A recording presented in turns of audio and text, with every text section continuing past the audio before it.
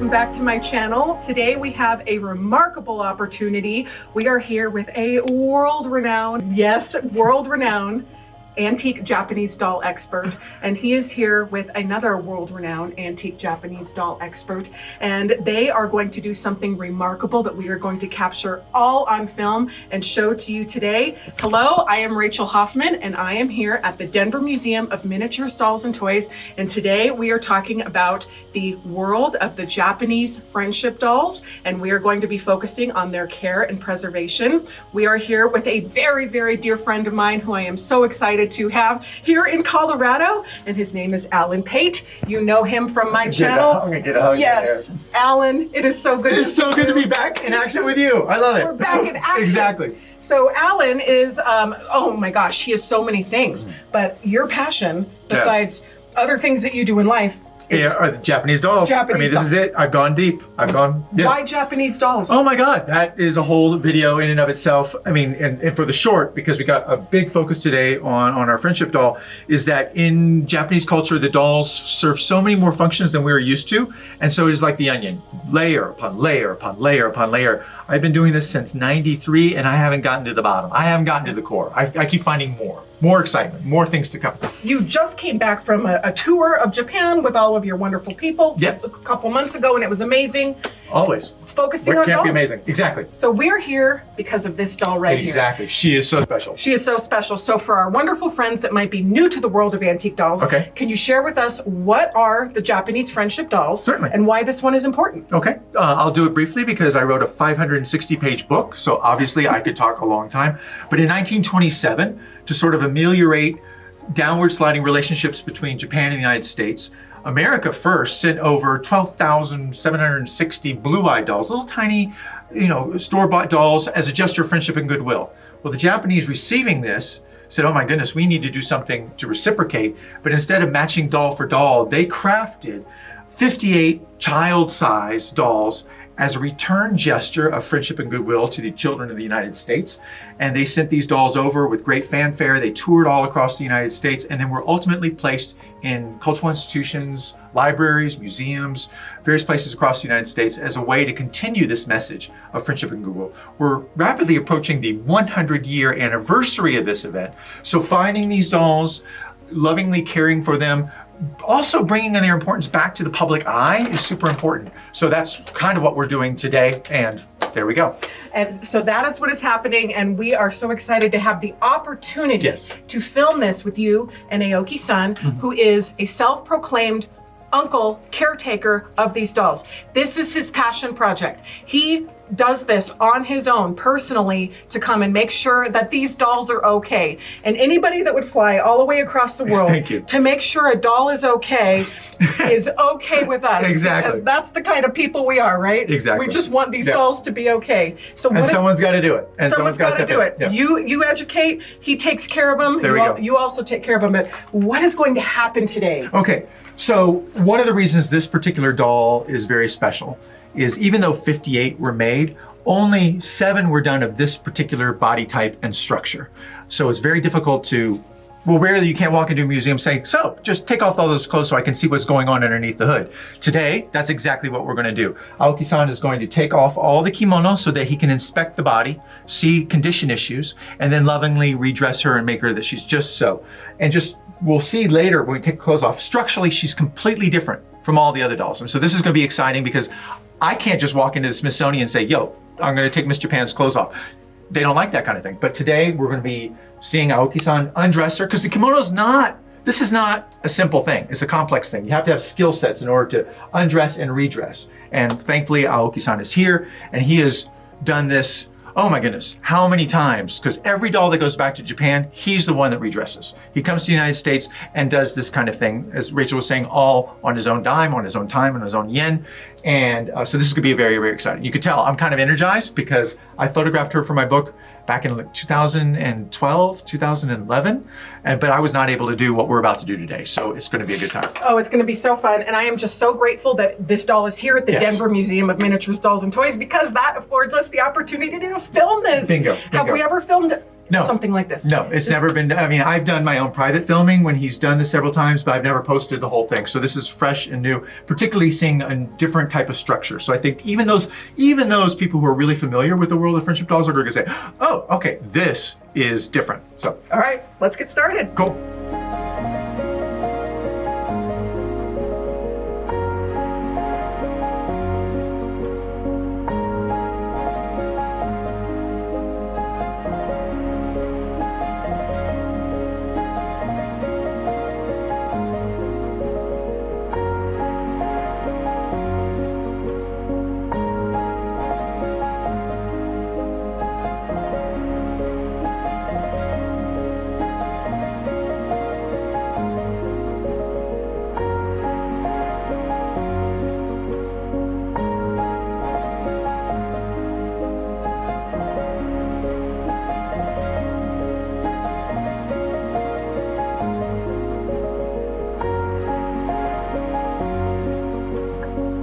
So one of the interesting things that we'll see about all this is that even though she's on a stand, structurally she could stand on her own.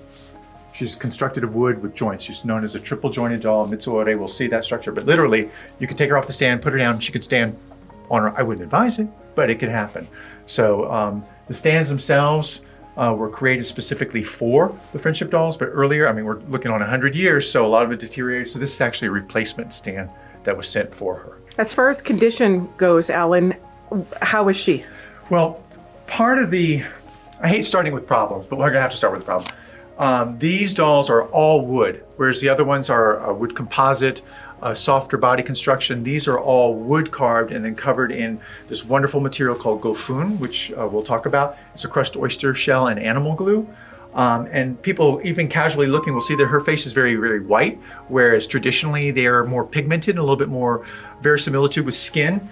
Part of the problem with the wood structure is it's more prone to expansion and contraction. So cracks are more easy it happens more frequently. She went back to Japan initially she was one of the first to go back to Japan actually, back in 86 or 89.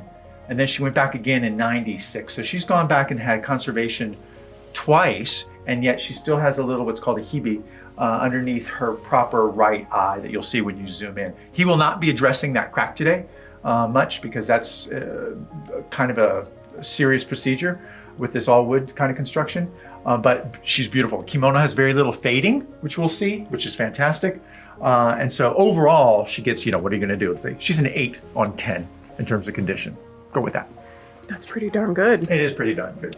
And you can see she's got an open mouth, so you can see her teeth, and the open mouth construction is a little bit unusual.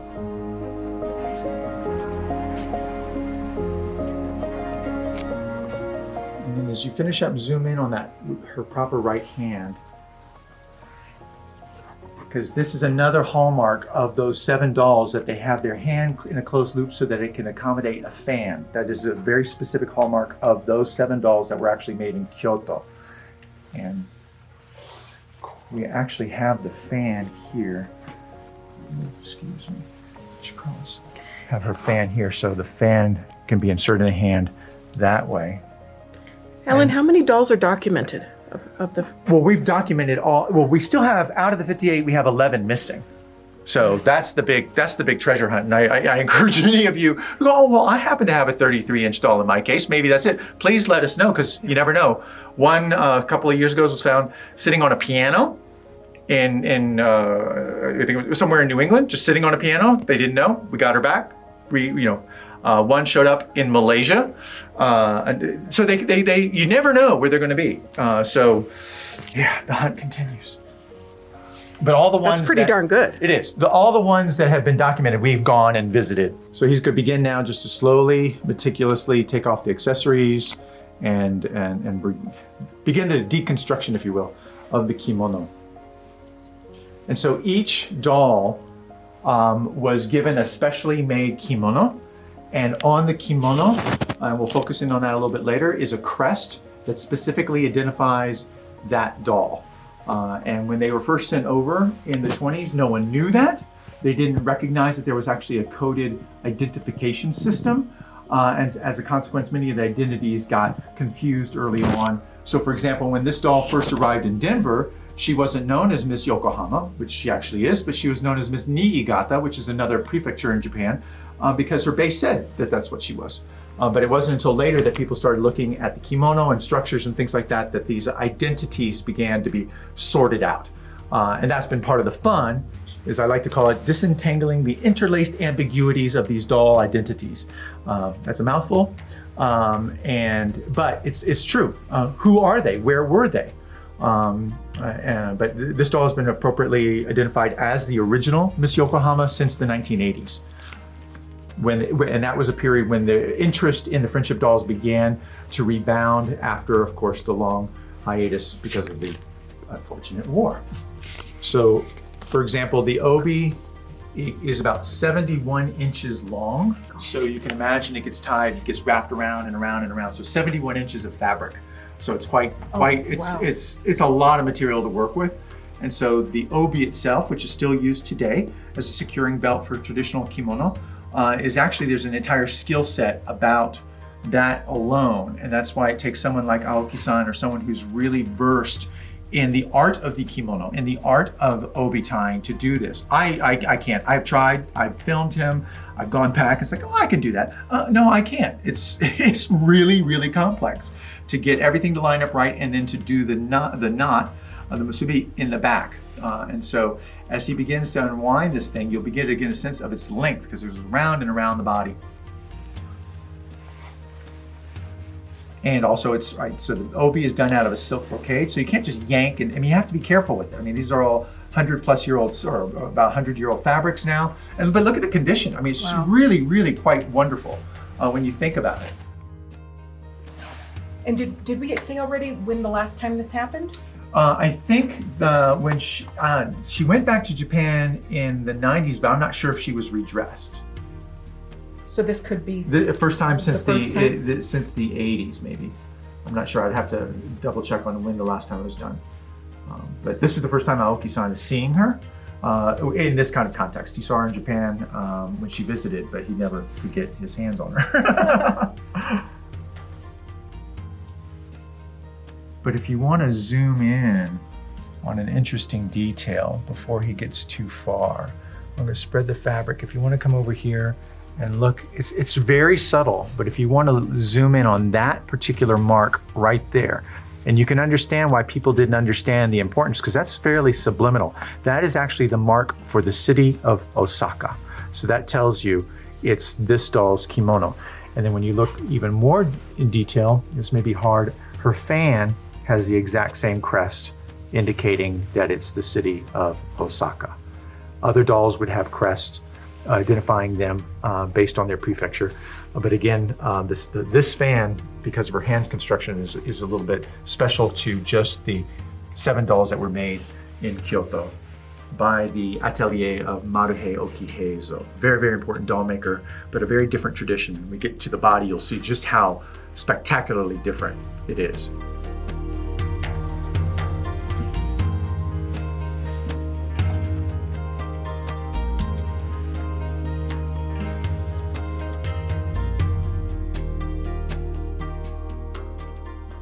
So the red that you're seeing now is actually an under kimono called a harajuban. So it's kind of like it is inner lining to a gown. But all of them, all the friendship dolls have this.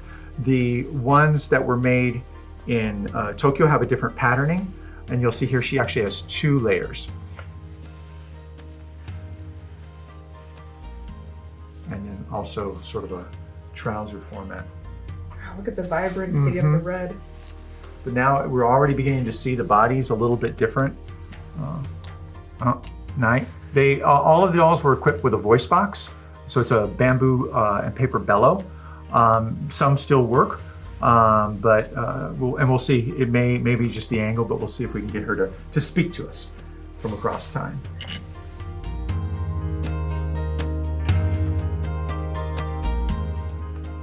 So those of the viewers who are really familiar with the friendship dolls will already see that this undergarment layering is very, very, very different from the Tokyo-made dolls, having these multiple layers of inner kimono.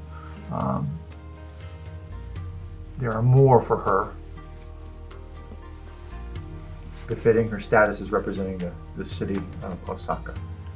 So you might go, all right, why were there the separate? So you had Miss Japan, and then you had these special dolls representing the 6 principal cities. So then Miss Tokyo, Miss Yokohama, Miss Kyoto, Miss Kobe, Miss, where am I? So let me start. Japan, Tokyo, Yokohama, Nagoya, Kyoto, and Osaka. Those are I need one more. Kobe. And Kobe. Thank you. Missing. Yes, and Miss Kobe is one of our missing dolls.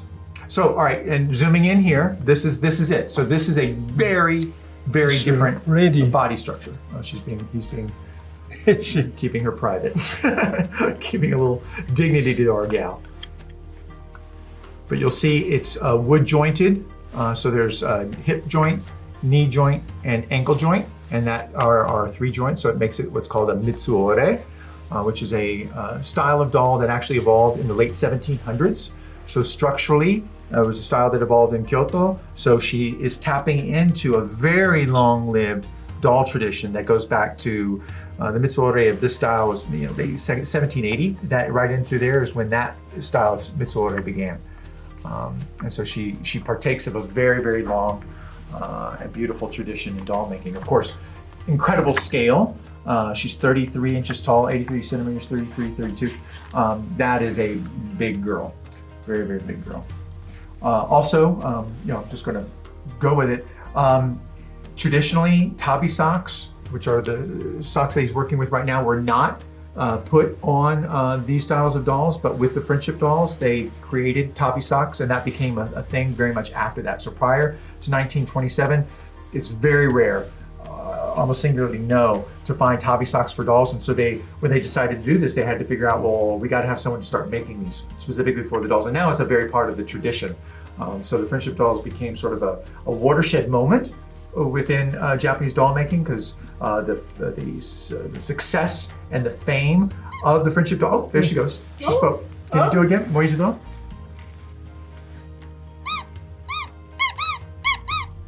It works. There you go. There you go. She's a talker. Get her started. So I just want to focus in on the structure here really quickly. And I mentioned it's the triple jointed. So we have articulated or pivoting ankles, and actually all the friendship dolls have that, which is unusual. Even classically the Tokyo May dolls would not have had that, but for the friendship dolls, they do. So if you have this 33-inch doll in your case, and you think it might be a friendship doll, but her ankles don't pivot, sorry, it's not one of those. But then typically, and in keeping with this section is correct with the wood and covered in gofun, but at this point, normally, in an ichimatsu, this would be soft leg. This would be padded silk with a wire kind of component. And so the doll could just not stand on her own. You put her on her own, she just flops down. But with this kind of wood construction, she can be very, very stable. And then again, obviously you have this articulated hip joints, which allows her to stand, kneel, and then sit all the way down in classic Japanese fashion. And maybe we can get Aoki-san to position her in a kneeling position, which you can't do with other friendship dolls. And then here, the whole torso is done out of wood and covered in gofun, whereas typically for a normal ichimatsu, there'd be a shoulder armature and then a hip armature, but this middle section would also be completely soft construction. So this is very unusual for friendship dolls, but this is a classic mitsuore. She can sit in. Yeah, so you can see a lot more flexibility with joints that you could not do with a classic ichimatsu. And he's going to do it. Yes. Her up. He's fantastic. So these are things that museums won't let me do normally. I don't just walk in and I'm going to position her this way, I'm going to position her that way. So thank you, Wendy, for allowing. She's in good hands. There's no need to panic. I'm confident. Okay, good. I'm seeing a little bit of sweat on the brow. What is he doing? So we're just doing a complete breakdown as it goes through. Because it's a great opportunity for me as well. This is actually really great for us because we don't have a Japanese doll expert on staff.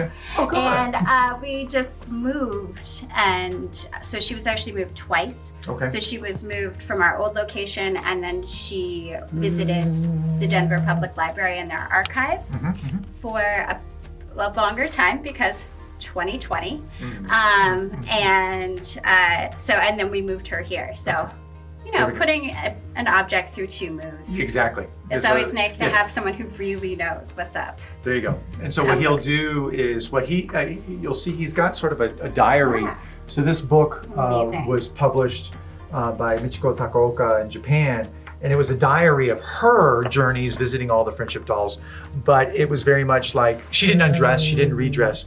And so, but he's using this as a sort of a guidebook, if you will, to go back through. And his pages are wonderful because they're filled with all the different annotations for research that he's done and clippings and things like that.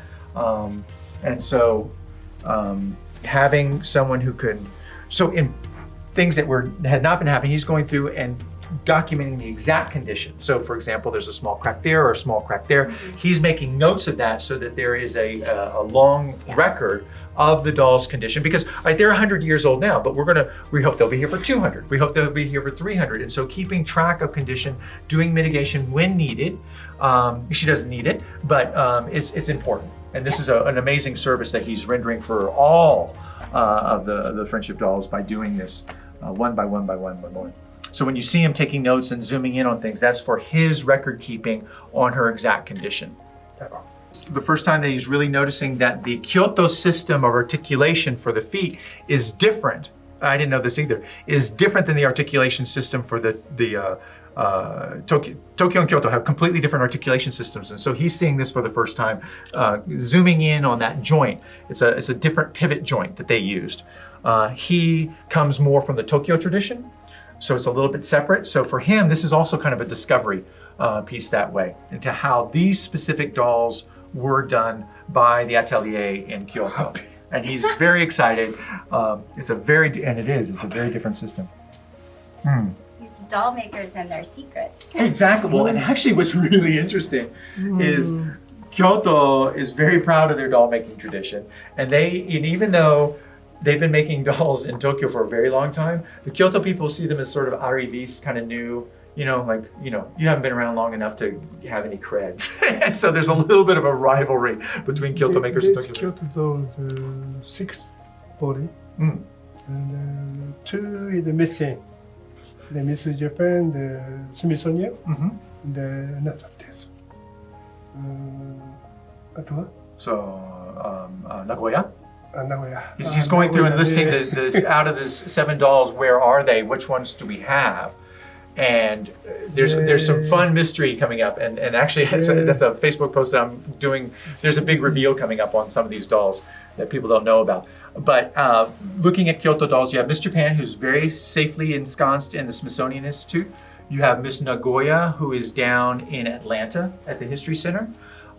Miss Kobe is missing. She was in Connecticut. She's just gone. We have no idea where she was. Then we have Miss Kobe.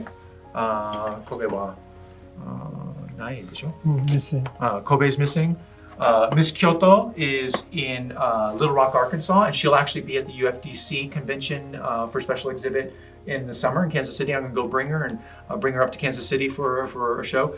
And then where am I? I keep losing my count. Kyoto, and then Miss Osaka. Well, I'm not gonna say anything because that's my big reveal in a couple of days. We'll just leave it at that for right now. But that gives you where they're at.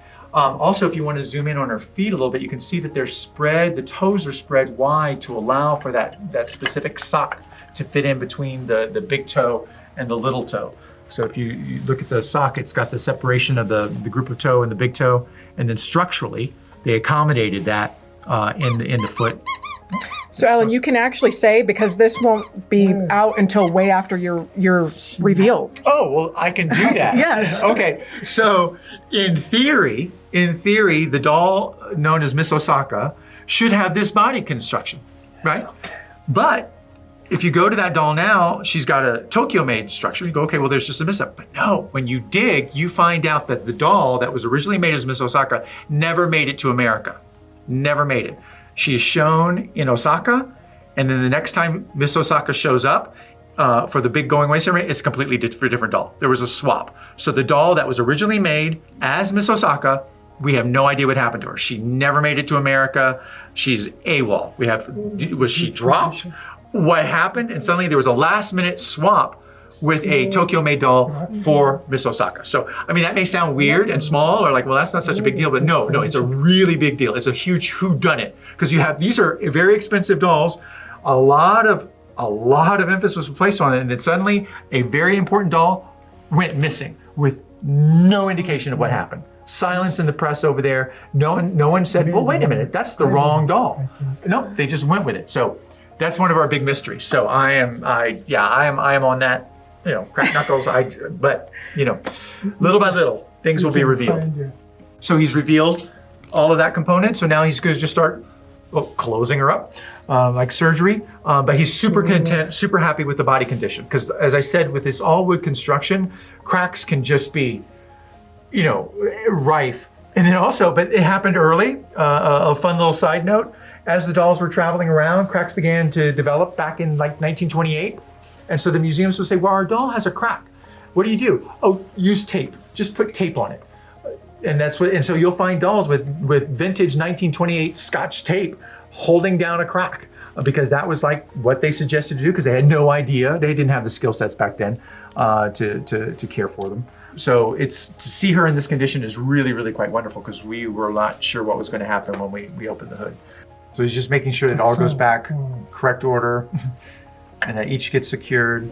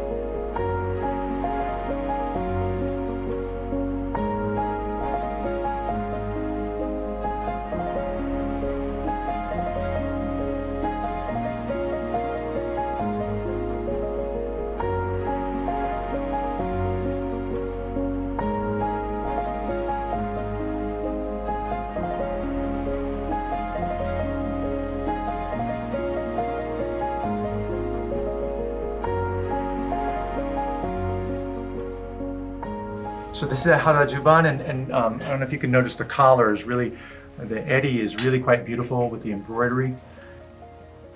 And what I think a lot of people already know, but if you don't, in classic kimono wearing, the right lapel has to go under the left. So it's left over right. Some people think, well, it doesn't make any difference. But if the right is over the left, that means the person is dead. So when you're dressing your doll, you want to make sure that the left lapel always goes over the right, otherwise you have a corpse. So you'll see as he does this, he's getting it all even, but then when it comes down, the left lapel will go over the right. There you go. The only time they reverse it is when you're viewing the body and they are no longer with us. I get lots of pictures with people who've redressed their dolls and it's the other way. Or magazines will decide for layout purposes they want to flip the image. Well, if you flip the image, then suddenly it's the other way, and then you're now dealing with a body.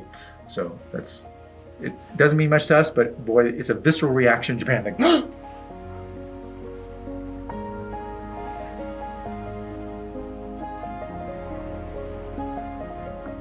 and people aren't necessarily aware that they think, oh, the obi just holds everything together. But in classic kimono, there's a lot of under cordage and ties and things to hold, because you're looking at a lot of yardage, you're looking at a lot of weight, and to keep your posture correct and have not things sag, which would be very, very unfortunate, you have these under straps. So it's not just for a doll. Actually, when you're dressing in kimono, there are undergirding cordage and straps that help keep everything in place during the various layers as the kimono go on.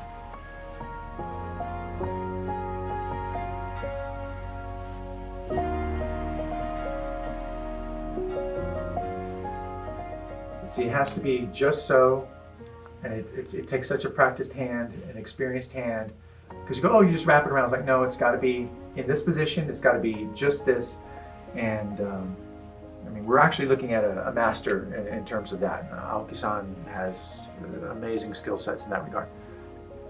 Well, in many regards, not just that regard.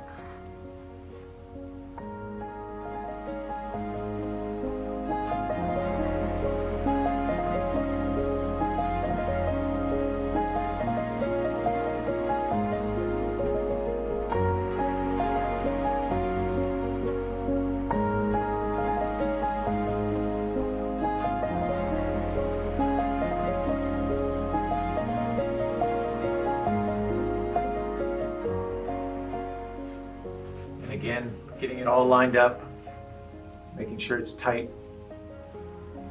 pulled down correctly. Because that lining up of the various levels with the embroidered collar underneath, it's got to be just particular and correct, because you don't want any of the skin to show up at the neckline. But you don't want to look like she's being choked either.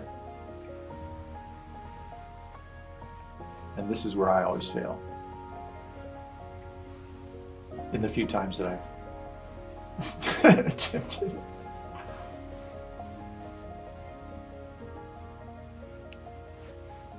So if the doll were to go back to Japan again, they would take the kimono off, and then they would clean the kimono, but also get some of the creases out, because you can see that the creasing is from over time being in the same position. But they've, when the dolls go back to Japan for a more formal conservation process, frequently the kimono is fully deconstructed, unsewn, cleaned, resewn, and then put back on the doll. It's not necessary. Her kimono's in great shape, but that would be one of the processes that would take place if the museum so desired if she went back to Japan for exhibition purposes. But for our purposes, she's just glorious. Because if you compare, like I did a video yesterday or a post on a doll that's here in Denver in a private collection with extensive fading. And here we took her obi off and there was no real difference in color from the green. Typically there's like a big band of dark color and everything else is faded top to bottom. But she has a little soiling on the hem, but the actual color of the kimono is very close to what it should be. You're not seeing any fading, which is fantastic. Because these are all done with natural dyes. It's on a silk crepe. It's all very light sensitive. And frequently when they first came to the United States, they were placed in department store windows in town, as an advertisement. But a department store window in Wyoming is going to have a whole heck of a lot of sunlight. And even before they arrived, they had been subjected to so many environmental no-nos, that we just never would do now. But they thought, just stick it in a department store window, everyone can see. And then the cracks started happening and fading started happening. There's an amazing specificity and placement and everything, because everything he does now has to work, or else when the obi goes on, it will be wrong.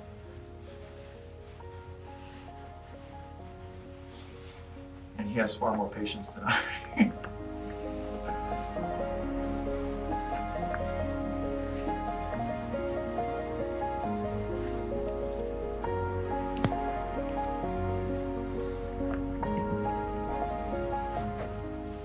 So you said that she was at the library, and then there was another exhibit you said? I'm sorry. We had her in our old location, yes. And then when we moved, because we knew we'd be in storage, right. I wanted to make sure we were not no chances. Exactly. So we worked with the Western History and Genealogy department there. Okay. All right. To put her on display, also so she wouldn't be out off display. Bingo. And that's at the public library. Mm-hmm. Okay, and when the doll originally came to Denver, it was the public library that was her home, because the library itself was a major cultural, and it still is major cultural, but that it served that purpose. Their archives are great. Yeah, extensive. Yeah, it's nice that they have it's important that they have this local focus and maintain it for, forever. One thing that people may not know is that when the dolls first arrived in 1927, they got off the boat in San Francisco, and there's a very famous image of all 58 of them together in San Francisco, and that is the only image in existence of all 58 together, because they never did that in Japan. So it's a super important photograph.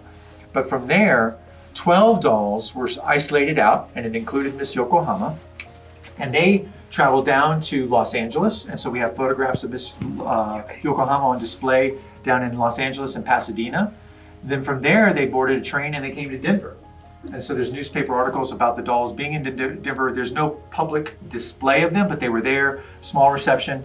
And then they went on to Chicago, where there was a small exhibition, but it featured Miss Yokohama. This is a very well documented doll. She shows up everywhere. She became like the poster child for the doll, because I mean, her face is so precious, so cute. And she was frequently the go-to doll for these photo ops early on. And then from there, they went to Washington, D.C., were displayed in the ambassador's home.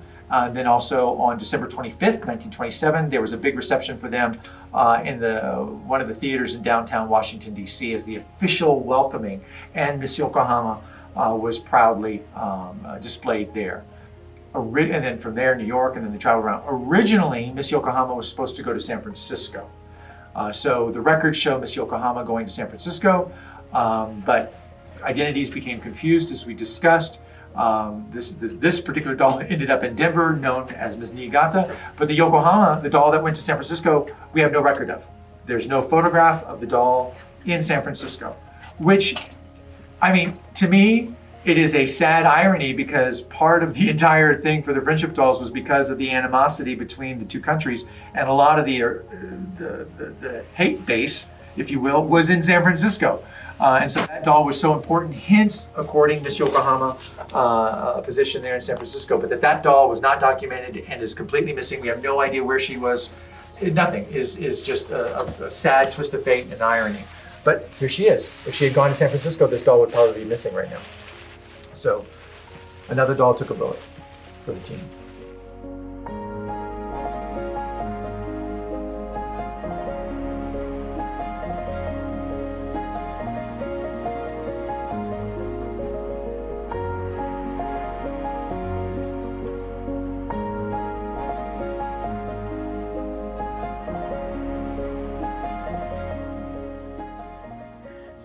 So now this is where it starts getting kind of complex.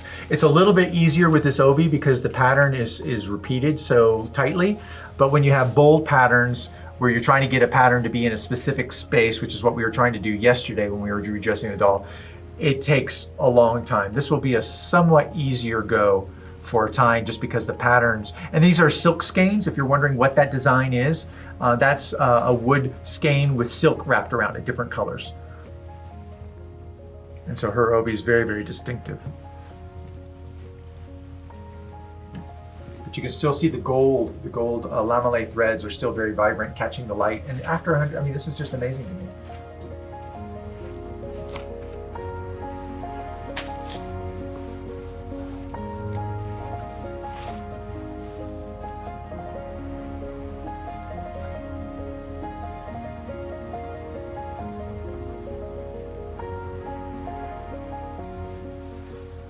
But anyone who's gone to Japan and done those things where you can dress up in kimono, they'll recognize that it's not easy.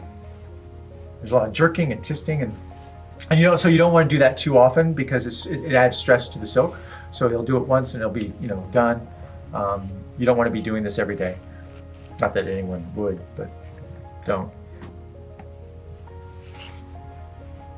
There's been a lot of conversation about museums and clothing collections, because the Met Ball, which is like a big thing in fashion and museum circles, is specifically addressing conservation and care of garments this spring, and I'm interested to see what that does for an overall population. Well, also in museum policy, certain museums follow a storage of like with like.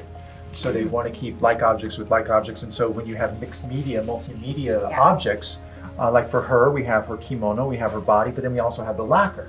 And quite frequently museums will completely segregate out the lacquer component, they'll segregate out the kimono component, and then they'll segregate out the doll, which I assume, and I can see that maybe for long-term viability, it's important, but the doll loses its functionality as an ambassador, because one of the things that's important is that these are ambassadors of goodwill, and they are still serving that function. Every time someone comes to this museum, sees this doll, learns about the story, it revives this whole sense of the friendship and the amitié between Japan and the United States. if you go to a museum and you can't see the doll's not allowed to be viewed, or you can't see the doll dressed, it's been stripped of its vital function. So it's difficult for museums because they're caught in a rock and a hard place. One, they're given the responsibility to care for the longevity of this doll for the future, but at the same time, this kind of object has an ongoing immediate function as ambassadors of friendship and goodwill between the two countries. So I don't envy museums faced with that. And so when people want to go see a doll in a museum and they don't get an immediate access pass, you have to understand that the museum's having to juggle a lot of responsibilities. The responsibility for the object versus the responsibility for visitor's wish versus the doll itself and its function. So I love it when museums keep them out and are accessible as long as they're climate controlled and not in the hidden sun. in a dark corner. Exactly, and not in a storefront window, please.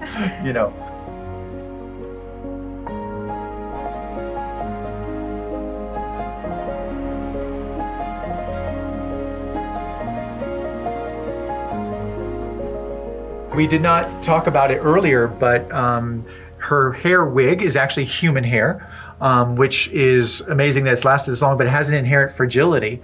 And so that's also part of the care.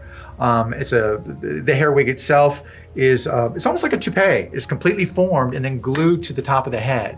And when the dolls go back to conservation, sometimes the hair has receded or faded or shredded to the point where a new hair wig has to be put on, but it is with human hair. But watching that process of the toupee getting ripped off is kind of like a heart jumping thing because there's a noise that goes along with it. But they know what they're doing. But her hair seems to be in very, very good shape. And so that doesn't seem to be in the offing. Here you can see from the backside just how the fingers, this is the right hand that gets closed for a fan, but you can see how they're curled around, each one slightly different length. I mean, it's just, there's a wonderful sense of kind of a stylized realism that's going on there, whereas you look at the dolls made in Tokyo and they're all just flat. Their heads are just straight out, just like this. And so a very easy, quick, you could spot a Kyoto-made doll at 50 paces just by looking at that one component alone. And once he gets her buttoned up, we'll bring out the accessories and we'll talk about what accessories she has, what their significance is, and then what accessories she's missing that just got lost in the shuffle over the years. Right now he's beginning to work, you can see the bow being formed there. One very interesting thing about, we were talking about fashion earlier. When these dolls were done in 1927, they were actually dressed by a very famous clothier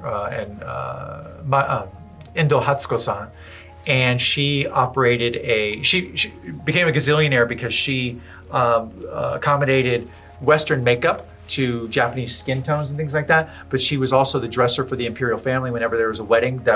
So the dolls were dressed in that studio, and she came up with specific knot tying for the friendship dolls that were published in magazines, and that was like the obi knot tying of the year. Children wanted to wear one of the knots that the friendship dolls were doing, and so there's like 6 different knots that she worked with for these, and that became like every kid wanted to have their obi tied like one of the friendship dolls.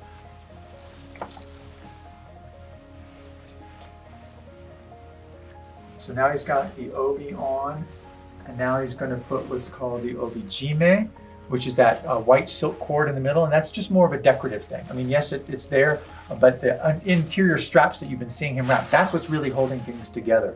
But the obi-jime gives it a very nice little lightness to it, and for children. It's a very feminine.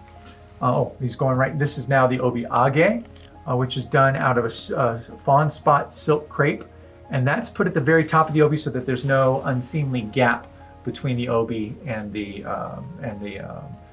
kimono underneath. Again, this is how children in their finest, their formal best would have been dressed. And it also hides those different things hide these little tie cords that he's working with right now. So he'll finish tying that, and then he'll have a little bamboo poker, and then he'll tuck that down in using the bamboo. Because fingers are too thick, and you don't want metal. Oh, there you go. So now he's got a little bamboo tool. And he'll use that to push that securing cord down out of sight. but it's very tight, so it keeps everything together. And so this is not a quick thing. You don't just sort of whip on a kimono and head out the door. You know, you plan ahead.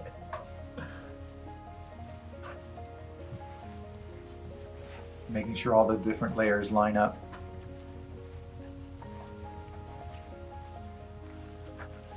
So now that's that fawn spot.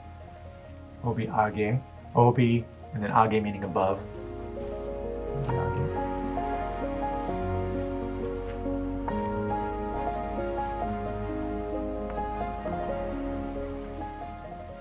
And that when you can tell it's been tied a number of times because it's kind of smushed down. Hopefully he'll fluff it up a little bit when he gets in final position.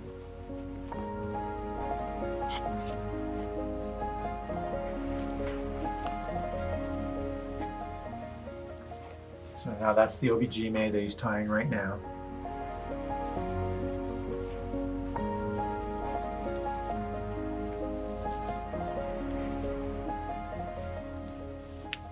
So it goes slightly above middle. It's not like dead middle in the obi, it's just slightly above. And it's a fairly simple knot, but typically with the ends you want to have facing up. They get tucked back in and they point up, not down. Because he's tucking the ends now so that the ends go up. Frequently you find it where the people just go, oh, it doesn't make any difference, and they point them down, but they should point up. What's with the nail color? I know, that's exactly what I was just looking at. The fingernail details are common. All the dolls have a fingernail detail, but these are actually slightly darker, the nails themselves.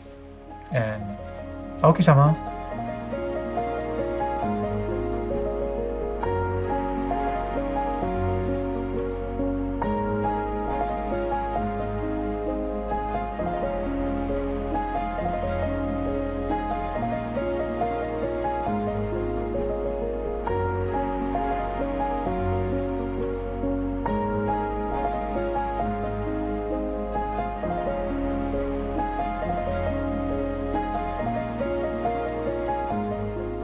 What I'm always intrigued about is when you look at the bottom of the tabi socks, they're slightly soiled, and you go, well, where did they go? Where were they walking? That they got the bottom of their feet, or, you know, at night did they just get out of the case and shuffle around?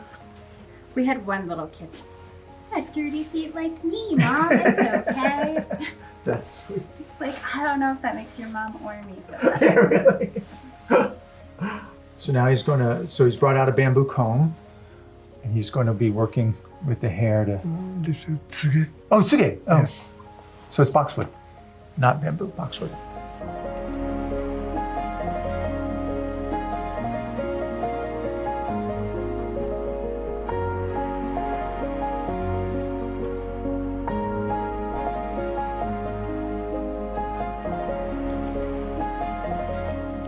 And also, I think this is true. If you look at her eyes, they're not necessarily directly forward. The one on the left is slightly in a little bit, which is true frequently. You know, eyes aren't necessarily straightforward, but they give him a really interesting expression with that slight skew of the eye.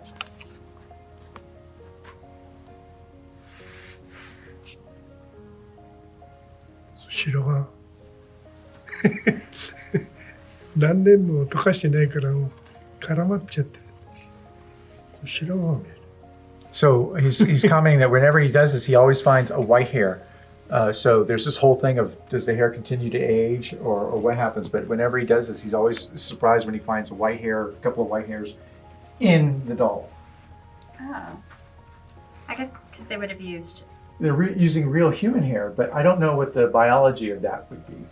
Does hair continue to, I don't know. Once it's removed from a root, I don't know what goes on, but... Or was the original... hair have some white in it, yeah. But which is also unusual. All the sourcing of all that material is always... You would think that it would, you know, but as he's going through and combing, he's finding white hair. I can find a white one. There's a white one there. Well, she is 100 years old. I feel it, Come on, I feel it. No white hair. Yeah, near 100 years old. Wisdom. And contemporary Ichimatsu ninja, the contemporary makers today who make this type of doll, or the Ichimatsu dolls, using the real hair wig, I've seen them do this frequently because there's a lot of static electricity that develops. They will wipe their forehead or something and get a little bit of grease, and then they'll use that to smooth the hair down to prevent the static electricity from getting crazy. First time I saw that, I was surprised. But it's like, wipe the face, put the hand, wipe the face, put it down. Because you can see a little static, the hair is kind of flying up a little bit. We're also at altitude and dry, so. Yeah. So the base was oriented, or the post was oriented the wrong way, so we're going to flip it around and then re-screw it in. Knock it down so it's stiff. There we go.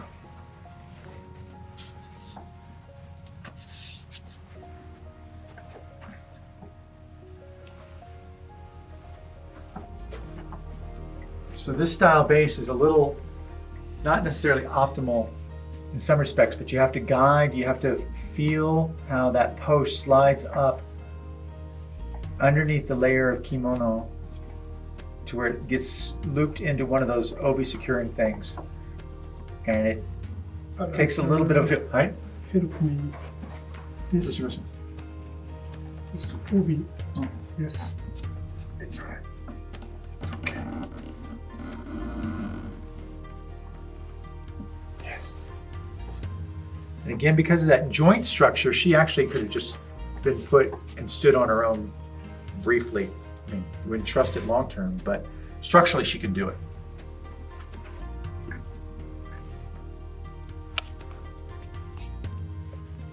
Now the sort of the headdress he's putting in now is singular. I don't know of any other doll that has that. I have to go back and look at archive. I don't know at what point that became part of her component. And again, this would only be for Miss Japan and the 6 city dolls to have this fan and a hand that can accommodate. This is what's called a hakoseko, so it's a little purse. It also has kanzashi, little hair ornaments, and then a little writing notebook inside. And so a hakoseko is part of a child's kimono setup, so it's included for the dolls.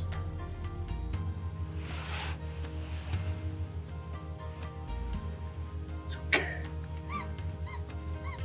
Okay,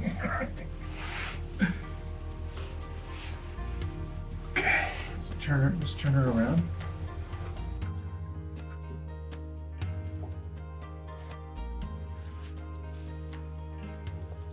And so you can see here, this crest here does not match the one on her kimono because this is the crest for Miss Niigata. So the doll the original Miss Niigata would have this crest on her kimono, and accessories going for the city dolls are actually structurally a little bit different.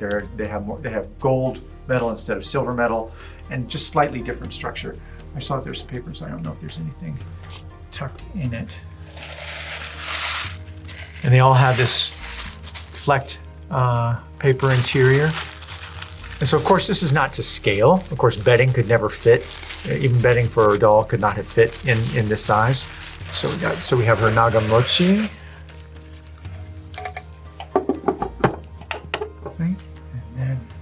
Now this is what's called a hasami bako, and this is for kimono storage. And so you can see the crest matches from that.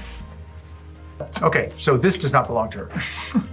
So when the dolls were made, a set of lacquered accessories called dogu were created for them. But lacquered accessories were always made for dolls in general, but they made a commissioned a specific set for the friendship dolls that were all identical. You can see the very tight spiraling gold work with the crest that's very, very specific. Now, just as a small comparison, this one is also nagamochi, but you can see it's much smaller. Also, the spiraling pattern is much less. And then this is a botan or a generic crest. So this is the type of doll that would have been done for like Hinamatsuri and that kind of thing. And it was a riff on this that they made these very, very elaborate ones. And so quite frequently the lacquered accessories get mixed up and people aren't able to differentiate between what's original and what's not. And so in this, these are the original that would have gone with for Miss Niigata, based on that crest. And then these are accessories that have become associated with her, but are more quote unquote generic for the Girls' Day display. So there's this, and then there's also, just so that you wonder what's going on inside that thing. So this would have been a kimono kind of box, but also generic hina for the Girls' Day display. And then another even smaller nagamochi, again generic for the hina display. So these are lacquered accessories for dolls, but they never were initially related to the Japanese friendship dolls. And that's not at all uncommon. It's just a question of, over time, accessories got associated with and became part of her permanent record, but it's important for us to know what is original and what is not. So in this, we would have, she has her zori, which are these little slippers, little felted bottom slippers, and then she's got one kimono box, a hasami bako, and she's got one nagamochi. She also has her fan, and so originally there would have also been, so you know what's going on, there would have been another kimono box. There would have been a taller piece called a tansu, which was a clothing storage, a vertical clothing storage box. Then she would have had a small box done with the same designs, but a mirror stand, a kyodai, so a mirror stand, and then there would have been one box with a very tall neck, which would have been a sewing kit. So that would have made the lacquered accessories, but then there's also a full tea set, both Chinese style and Japanese style, a folding screen, so altogether there were 60 pieces of the trousseau that came with the friendship doll, 60 pieces. And some smallest as a feather that's used for fanning coals in a tea set. So you can imagine these tiny, delicate little objects frequently got lost over time, frequently. And so it's very rare to find a friendship doll with all of her accessories. They happen, but it's very, very rare.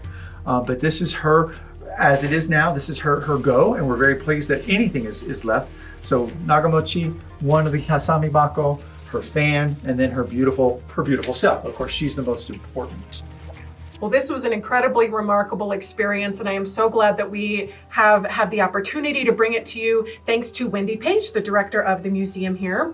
Wendy, what does it feel like to have these experts here tending to this doll? A little intimidating, I won't lie, but it's great to know that we've kept things pretty stable and that she's doing all right, especially after she's had to be moved a couple times. And it's so nice to see how she really should look. When I saw her obi tied, finally I was like, oh, she looks so much thinner. So what is the plan for Miss Yokohama for the museum and in the future here? So we are working on expanding to our second level, where we'll have a lot more of our dolls, specifically a doll room. And we're also working on an international doll room, so she would clearly be the centerpiece of that. But also add some of our other international dolls to kind of round out that conversation and represent all the people that live in Colorado. And if somebody is coming to Colorado, can you tell them about the museum? The museum is located in Lakewood, Colorado.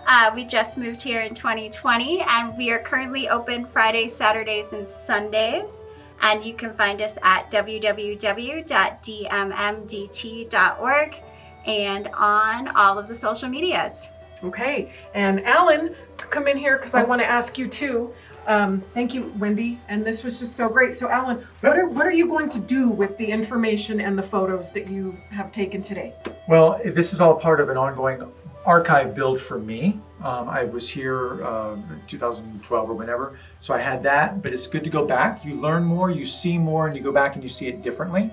Also, we have the 100-year anniversary coming up, so we're hoping to have a combination of real, actual access to the dolls, plus a lot more online content, educational, and so all of these images, all of this information can get used in any more of the world. You can use this information in so many different ways. But many exhibitions, many exciting programming opportunities coming up for the 100-year anniversary in 27. And so this is kind of the build-up. This is the beginning of that march toward that very exciting moment of 100 years that they've been on duty, right? On duty, representing Japan. Yeah, they've been working very hard. Exactly. They are ambassadors. So. And what is Aoki-san going to do? What is your next project? Aoki-san goes back to Japan. He's climbing into the glass case over there. He doesn't want to leave. So Aoki-san will go back to Japan tomorrow But he will be in Kansas City for the 5 doll. Oh, you'll be at Kansas City. He's going to be for at the Kansas City UFDC? National. He's going to be at the UFDC in Kansas City. We'll see you there. And he keeps sneaking over here. He was supposed to be in Fargo, North Dakota, working on their doll before COVID. But there's also just some unexpected things, or some things that we know about coming up in the Friendship Doll World that we can't say yet. But Aoki-san is always an integral part of that. And he also is one of our hosts when we go on our tours to Japan. So I hope that you gathered many tornadoes. the whole issue is we would love to get all that are known back together again for a big old family reunion. A very complicated process, but the more the merrier, and we keep working on those numbers. So, but he will be there all the time because he's our man. He's our man who knows everything, and as you can see, the love and tenderness and care that he brings to these dolls is just it's inspiring because that's what's needed. It's so inspiring, and what a lucky doll to have such a wonderful ambassador to look after her, and for Alan, all that you do to document and to educate us. I would have not known. I wouldn't have unless and Wendy, we just learned so much. So thank you both. Thank you both. We're very excited for this content and for. Well, thank you for doing this because I mean your reach is so much bigger than mine. I love this. Oh yes, it is. And so this is going to be great to see the Rachel Hoffman. We're going to put it magic. Out. Yeah, we're going to find the rest of those dolls. There you go. Yes, yes, and please, if you have a 33-inch doll, if you have these, DM us. we want to talk. So, all right. Thank you so much, everybody. Yeah, thank you. Bye.